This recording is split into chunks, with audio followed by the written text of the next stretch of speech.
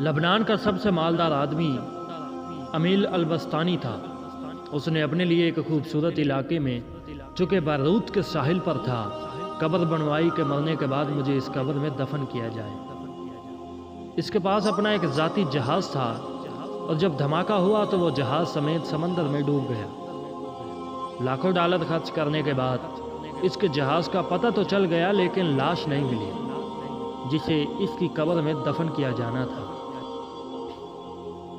برطانیہ کا ایک بہت زیادہ مالدار آدمی ایک یہودی روڈ تشلر تھا۔ وہ اتنا دولت مند تھا کہ کبھی کبھی حکومت اس سے قرض لے لیا کرتی تھی۔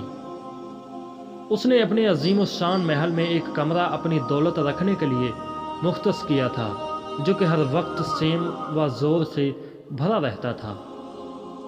ایک دفعہ وہ اس کمرے میں داخل ہوا اور غلطی سے دروازہ بند ہو گیا۔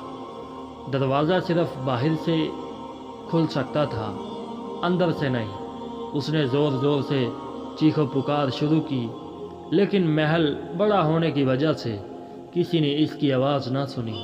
اس کی عادت تھی کہ وہ کبھی کبھی بغیر کسی کو بتائے کئی ہفتوں تک گھر سے غائب رہتا تھا۔ جب وہ کسی کو نظر نہ آیا تو گھر والوں نے سوچا کہ حسب عادت کہیں گیا ہوگا۔ وہ برابر چیختا رہا یہاں تک کہ اسے سخت بھوک اور پیاس لگی۔ اس نے اپنی انگلی کو زخمی کیا اور کمرے کی دیواروں پر لکھ دیا کہ دنیا سے سب سے زیادہ مالدار آدمی بھوک اور پیاس سے مر رہا ہے۔ اس کی لاش کئی ہفتوں تک دریافت نہ ہوئی۔ یہ پیغام ہے ان لوگوں کے لیے جو سمجھتے ہیں کہ مال دولت ہی مشکل کا حل ہے اور دنیا کی ہر ضرورت اور اس سے پوری کی جا سکتی ہے۔